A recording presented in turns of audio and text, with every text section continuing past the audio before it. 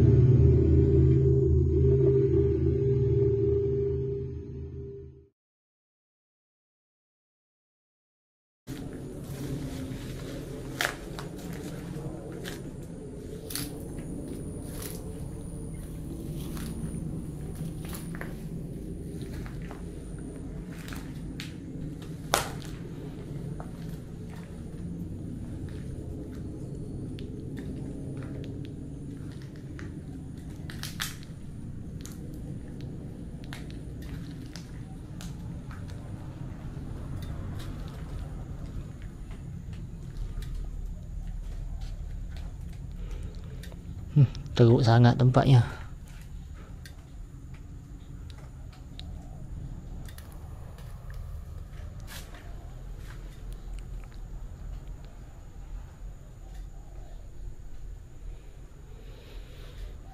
Penuh dengan sampah dan juga daun-daun kering.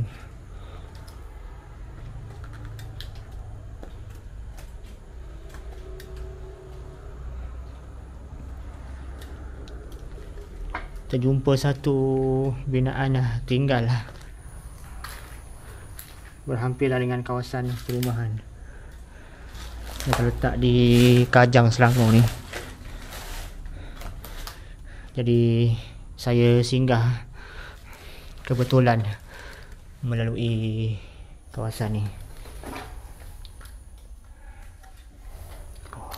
Bahagian atas lagi teruk.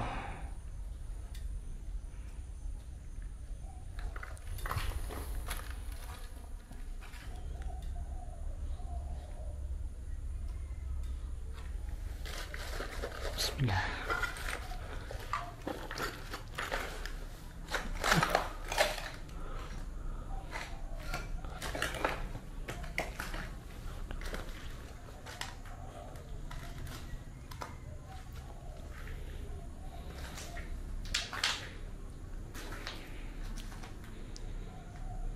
Nampak seperti dah terlalu lama ditinggalkan ni.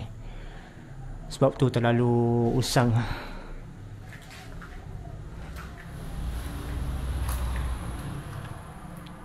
Tingkat atasnya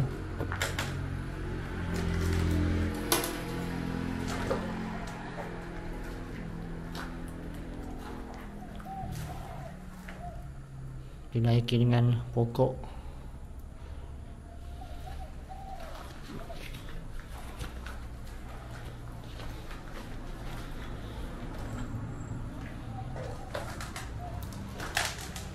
Jadi memang saya tak begitu bersedia untuk rakaman ni disebabkan terjumpa tanpa sengaja. Jadi terus singgah lah ikut. Memang tak dapat nak buka ni.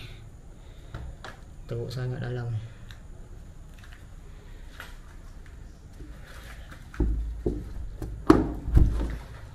Okay. Bismillah ya. Mana bilik dah lepuk.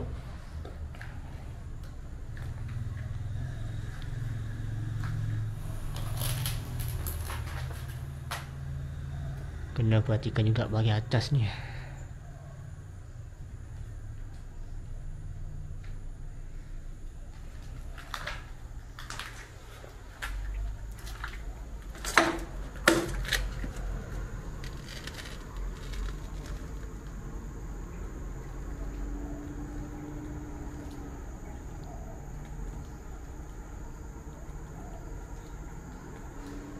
Usang ditinggalkan.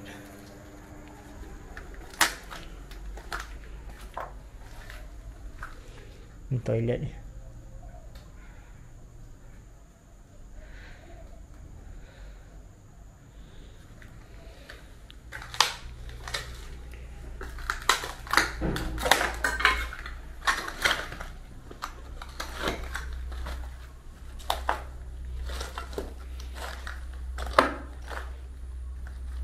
Keadaan rumah ni begitu teruk.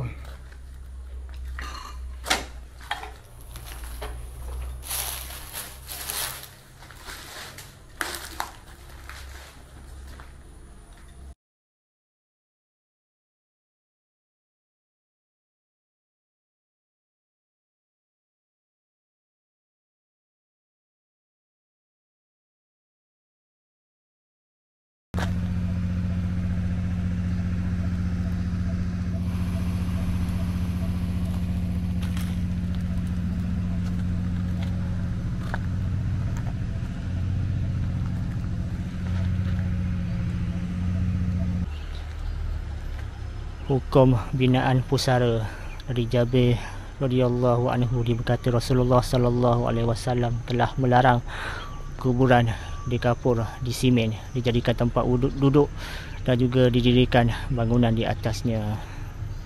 Hadis riwayat Imam Muslim.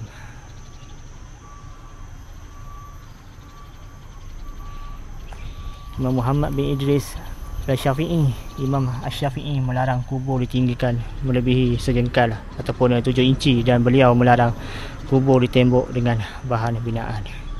Itu dia. Tanah perkuburan Sungai Kantan di Kajang ni. Assalamualaikum ya ahlal kubur.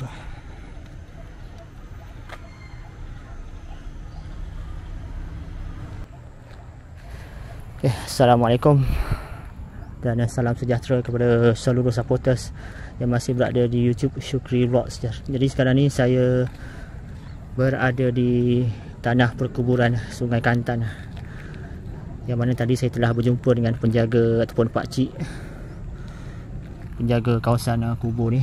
Dia telah memberi keizinan untuk saya datang ke sini dan merakamkan suasana di sekeliling perkuburan ni. Jadi setelah bertanyakan kepada pakcik penjaga di kawasan tanah perkuburan Sungai Kantan di Kajang ni, saya telah jumpa pusara ataupun kubur sebenar arwah Maznah binti Ismail ataupun dikenali dengan gelaran Mona Fendi. Jadi ini dia kubur ataupun pusara Maznah binti Ismail ataupun dikenali dengan gelaran Mona Fendi ya.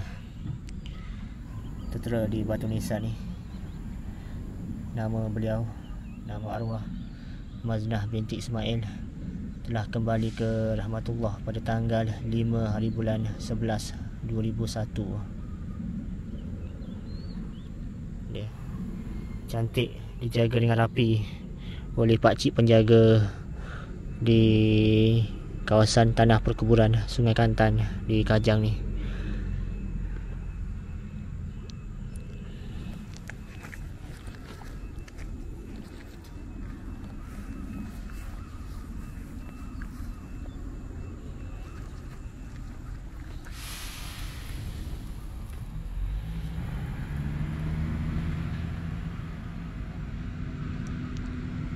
Dan di sebelahnya pula adalah kubur ataupun pusara suami kepada Mona Fendi, iaitu Afandi.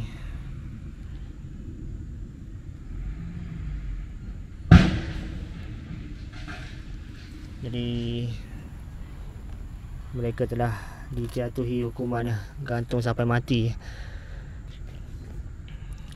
Kita doakan supaya Allah yarham dan juga Allah yarhamah serta penghuni-penghuni yang berada di kawasan perkuburan Sungai Kantan di Kajang ni supaya ditempatkan dalam kalangan orang-orang yang beriman. Amin ya rabbal alamin. Tujuan saya merakamkan sedikit footage ataupun video ni sekadar untuk renungan, dan juga moga dapat memberi keinsafan kepada kita semua tentang alam kematian. Dan juga kita tidak boleh menghukum kepada mereka yang telah pergi, walaupun kita tahu apa kesalahan ataupun perbuatan yang dilakukan semasa mereka hidup. Kita sendiri pun tak tahu macam mana pengakhiran kita nanti. Jadi sekadar renungan dan tatapan buat para penonton yang berada di YouTube Syukri Vlogs. Dilihat juga di sekitar kawasan perkuburan ni sangat-sangat tenang pada jam hampir pukul 12.30 hari. Untuk makluman tambahan kepada para penonton, banduan-banduan di penjara Kajang yang tidak ada waris ataupun tidak dituntut dikebumikan di sekitar kawasan perkuburan ni, perkuburan Sungai Kantan di Kajang ni. Mereka dikebumikan di sini.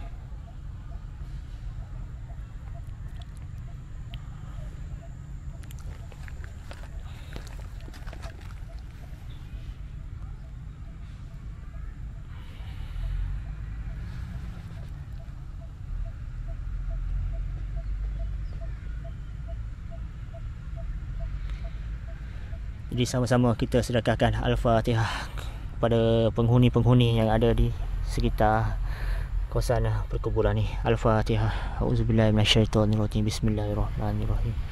Alhamdulillahirabbil alamin arrahmanirrahim maliki yaumiddin. Iyyaka na'budu wa iyyaka nasta'in. Ihdinas siratal mustaqim.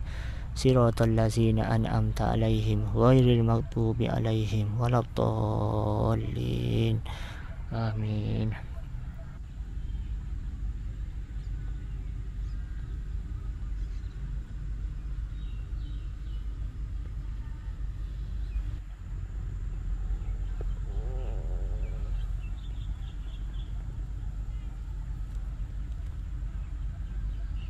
Jadi teringat juga petikan kata-kata daripada Ustaz Don. Bila hang nak tegur orang, jangan tegur orang macam hang tak pernah buat salah. Hari ni berapa orang sentai orang macam dia tak pernah buat salah. Tiba rapat. Betul? Tiba rapat. Apa hang ingat ni, apa hang ni? Ui, dia bubuh semua. Hang tu masa duk tulis tu waktu maghrib, mayang pun tak. Maknanya hang tu pun buat salah, tapi hang tiba rapat orang macam hang tak pernah buat salah. Jadi apa yang berlaku kita jadikan sebagai iktibar dan juga pengajaran untuk kita menjadi lebih baik, dan moga-moga pengakhiran kita juga dalam keadaan yang baik, insya-Allah. Agak sayu dan juga tenang.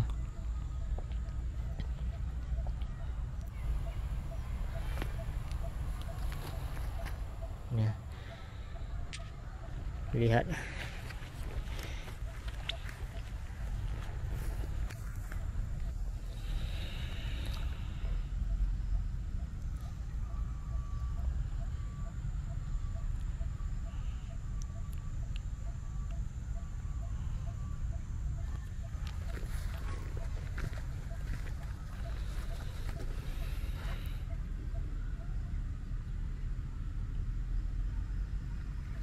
Jadi saya juga ada terbaca dan juga terdengar kisah sebelum arwah dijatuhi hukuman semasa arwah berada di penjara. Itu juga boleh dijadikan sebagai iktibar dan juga pedoman untuk kita semua. Satu temuan berorganisasi bersama pegawai penjara wanita Kajang, Sarjan Azizah, diaturkan untuk mendedahkan kepada semua masyarakat Malaysia perihal kehidupan bekas badan air yang selama ini menjadi rahsia hidup wanita berusia 53 tahun itu. Azizah sedang berkongsi kepada umum sisi rahsia Mona yang mana dia merasakan satu kenangan manis buat dirinya sepanjang 30 tahun berkhidmat sebagai warden penjara. Masa itu Azizah sedang bercuti, tetapi dia sudah mengetahui yang Mona bakal ditempatkan di sel akhir bawah jagaannya. Kes Mona memang cukup gempar pada waktu itu. Azizah sangat takut apabila dapat tahu yang dia akan berjumpa dengan Mona, sampaikan dia meminta air penawar dengan ustaz. Sel akhir Mona berada paling depan sekali dan tentulah dia orang pertama yang akan Azizah lalui. Waktu dia melangkah masuk pada hari pertama selepas bercuti, dia mendengar ada orang yang bagi salam. Azizah tahu itu Mona, tapi dia buat tak tahu. Hari kedua dan hari ketiga pun Azizah mendengar Mona memberi salam lagi, tapi tetap dia buat tak indah. Pada hari keempat apabila dia bagi salam, baru Azizah menjawab salam dia. Mona kata antara ramai-ramai staf di penjara, dia paling suka dengan Azizah. Lalu Azizah tanya kenapa, Mona pun menjawab gerak hati. Azizah tak pernah sangka seumur hidupnya dengan salam yang diberikan Mona itu telah menjadikan dia seorang sahabat Azizah. Tambahnya, Mona merupakan seorang yang sangat gemar berbual, tidak pernah kering dengan topik perbualan membuatkan Azizah berasa sangat senang mendengar cerita-cerita daripada Mona. Malah, Mona sangat suka bercerita tentang mengenai anak-anaknya, bekas suami kini resepi masakan dan banyak lagi. Hanya Azizah sahaja yang ketika itu tidak gentar bersua muka dan bertentang mata dengan wanita yang dikatakan memiliki ilmu kesaktian luar biasa. Kebanyakannya kaki tangan penjara ketika itu rata-ratanya berusaha untuk mengelak daripada menguruskan rutin harian Mona kerana bimbang dengan ilmu hitam dimilikinya. Azizah memanggil Mona dengan gelaran makcik dan dia memanggil Azizah Cik Jah. Percaya atau tidak, Mona ni sebenarnya seorang wanita yang sangat menjaga solat 5 waktu. Bukan itu saja, solat sunat dan wirid juga tidak pernah ditinggalkan. Setiap hari Azizah mendengar Mona mengaji Al-Quran sehingga dia sendiri rasa terpegun. Waktu Mona membaca wirid pula, Azizah pernah minta dia kuatkan suara kerana dia bimbang Mona membaca bacaan yang salah. Apa yang Azizah dengar adalah perkataan Subhanallah yang tidak berhenti keluar dari mulut. Mona seorang wanita yang sangat sopan apabila bercakap. Dia sangat peramah tetapi masih menjaga adab dalam percakapan. Sebaik-baik Mona apabila berbual tidak pernah sekalipun dia bercakap buruk mengenai orang. Walaupun pada ketika itu kaki tangan penjara ramai yang mengatanya, tapi Mona sangat sabar dan positif. Tak pernah dia nak membalas atau memburukkan orang. Mona sangat suka berkongsi resepi masakan dengan Azizah. Azizah berkata Mona suka meletakkan daun pandan dalam masakan sebab akan jadi wangi. Azizah nampak dia seorang yang penyayang dan ikhlas, katanya. Pernah beberapa kali Azizah terbaca cerita mengenai Mona di akhbar seperti Mona terapung di dalam sel, Mona boleh membaca surah Al-Fatihah dengan terbalik, Mona dilihat keluar dari sel oleh seorang kaki tangan penjara dan bersia-sia dicokit dan banyak lagi. Demi mendapatkan kepastian, Azizah akan terus bertanya kepada Mona mengenai cerita-cerita mistik yang dibacanya. Azizah menyuruh Mona mengapungkan badan dia macam dalam surat khabar dilaporkan. Lalu Mona berkata dia tidak boleh mengapungkan dirinya. Kemudian Azizah menyuruh dia membaca surah Al-Fatihah secara terbalik. Mona menjawab, sedangkan nak baca bismillah terbalik pun susah, apatah lagi surah Al-Fatihah. Paling menarik, Azizah pernah bertanya pada Mona, betul ke dia keluar sel dan ke coket? Mona jawab, kalau dia boleh keluar sel, buat apa dia nak ke coket? Baik dia balik ke rumah dan tak perlu masuk ke dalam sel lagi. Apabila kita fikirkan balik, apa yang dikatakan Mona itu benar. Kalau betul dia ada kuasa yang boleh memboloskan diri dari penjara, lebih baik dia pulang ke rumah dari ke coket. Seluruh Azizah sambil tersenyum. Seketika Azizah terdiam, kemudian menyambung semula ceritanya. Dia akui terdapat satu cerita di sebalik kes ini yang tidak diketahui barangkali yang tahu sekalipun mereka yang terlibat secara langsung sepanjang tempoh perbicaraan kes pembunuhan Dr. Mazlai. Mona sering menyakitkan mengenai kejadian sebenar yang berlaku pada tarikh pembunuhan ahli politik itu, dan Azizah akui pada awalnya suka untuk percayai kata-kata Mona. Namun ternyata Mona berjaya membuktikan kepada Azizah bahawa dia tidak menipu kerana kenyataan di penjara dan mengukamah begitu konsisten sekali. Tiada perubahan cerita, tiada perubahan fakta. Mona kelihatan begitu tenang menghadapi perbicaraan kes itu. Tahukah kita semua bahawa Mona bukan suspek utama kes pembunuhan Dato' Mazhar Idris? Dia merupakan OKT 3 yang bermaksud orang kena tuduh ketiga. Manakala dalam sebenar kes pembunuhan ini adalah OKT 1 dan OKT 2 yang merupakan suami Mona sendiri, Afendi, dan pembantu peribadi mereka, Curaian. Hakikatnya pada hari kejadian mangsa dibunuh kejam, Mona sekadar mendapat arahan dari Afendi untuk keluar memetik bunga sebelum upacara mandi bunga bersama mangsa di jalan. Mona duduk di atas bahagian kepala mangsa yang berada dalam posisi baring. Kemudian secara tiba-tiba Jurami meluru masuk dan Azizah terdiam. Saya berada sepanjang prosedur mahkamah berlangsung kerana atas permintaan Mona sendiri. Dia tidak mahu pegawai lain yang mengiringnya. Jadi tangan saya akan digari bersama tangan Mona ke mana sahaja. Mona telah membuktikan dia bukanlah dalang dalam kejadian ini. Cuma silapnya Mona berada di tempat kejadian dan dianggap bersubahat. Dia tidak tahu akan ada pembunuhan yang akan berlaku pada malam kejadian itu. Percayalah,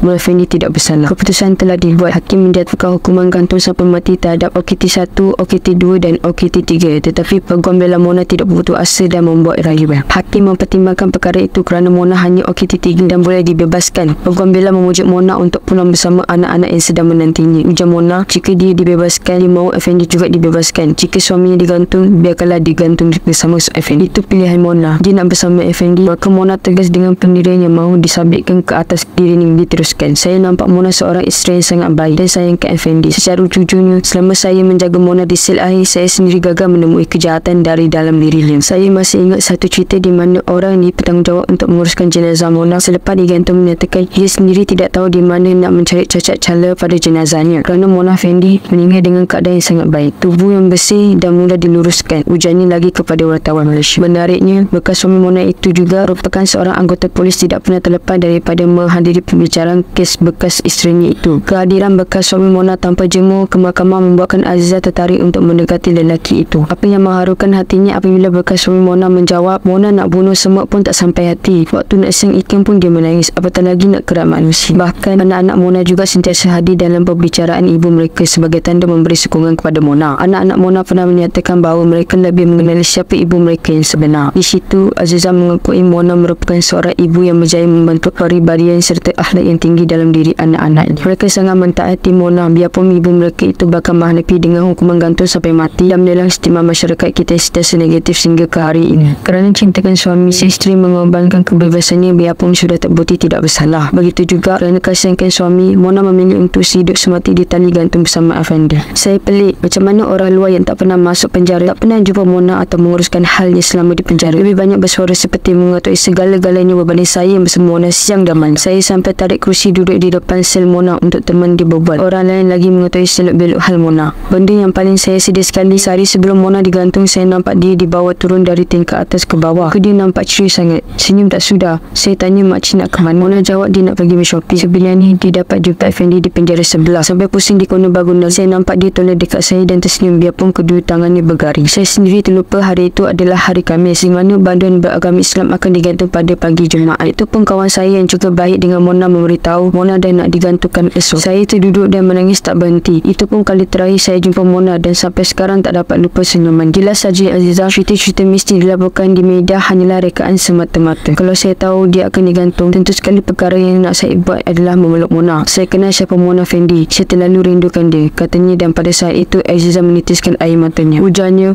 Mona tidak seperti badan akhir yang lain. Keikhlasan yang ada dalam diri Mona benar-benar dapat dirasai Aziza. Kenakalan Mona yang sering mengusik kaki tangan penjara yang lemah semangat dan gemar mengatanya kadang-kala membuatkan Aziza tersenyum sendirian tak kala teringat kenangan menjaga sel akhir Mona. Sehingga hari ini Aziza tetap setia menyimpan kenangan manis bersama seorang wanita yang digeruni rakyat Malaysia dan kononnya pembunuh paling kejam di Malaysia. Ia pun berstatus banduan akhir yang telah digantung. Mona tetap mempunyai ruang istimewa di hati Aziza. Dipercaya Allah lebih mengetahui di mana kedudukan yang selayaknya. Ternyata setiap manusia tidak terlepas dari membuat kesilapan sewaktu hidup. Bahkan urusan pahala dan dosa bukanlah selayak diadili oleh manusia, lebih-lebih melibatkan aibnya sewaktu hidup.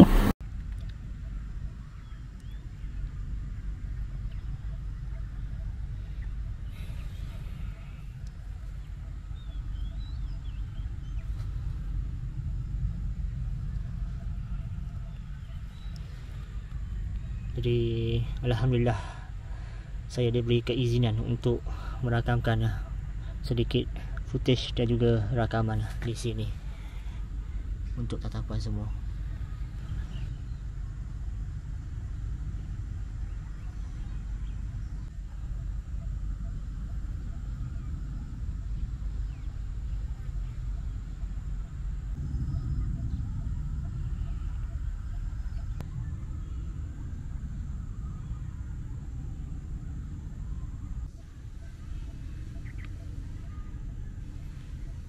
Afandi bin Abdul Rahman dan juga Maznah binti Ismail ataupun dikenali dengan Mona Effendi.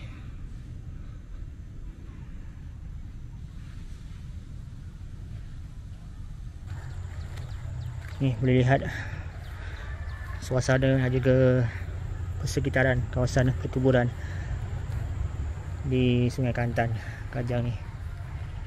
Bersih, dijaga rapi oleh pakcik, beberapa orang pakcik penjaga. Dan saya minta keberadaan tadi untuk masuk dan merakamkan suasana dekat sini. tu ada kubur kecil.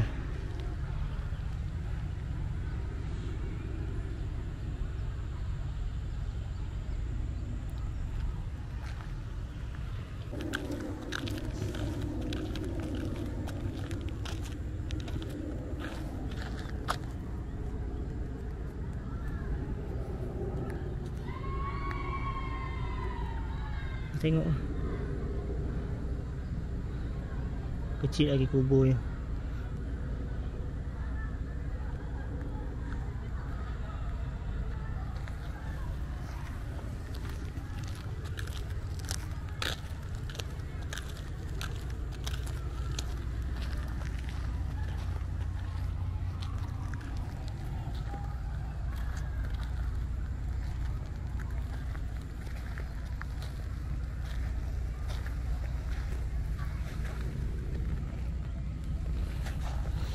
Beberapa kuburan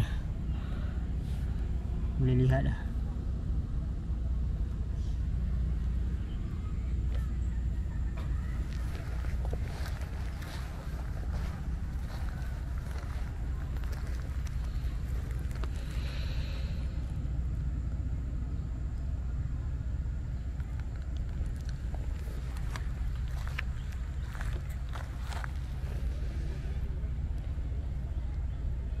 Siti bin Sukarli.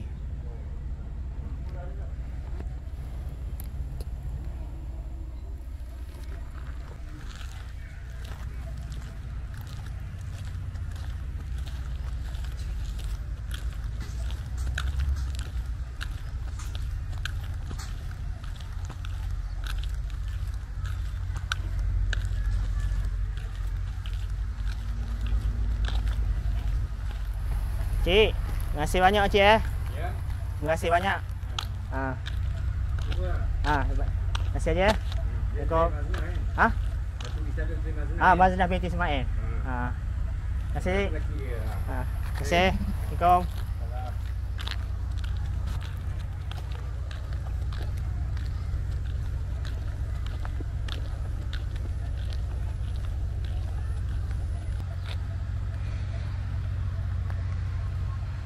Tu pintu masuknya. Jadi terima kasih kepada Pak Cik penjaga kawasan perkuburan ni yang sudi untuk memberi keizinan untuk saya rakamkan video pendek ni buat tatapan semua.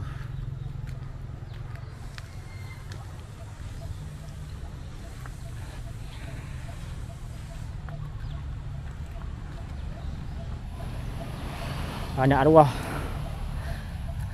Mona Fendi juga sering datang ke sini menziarahi kuburnya, kubur arwah. Jadi sama-sama kita doakan penghuni-penghuni dekat sini ditempatkan dalam kalangan orang-orang yang beriman. Amin ya Allah.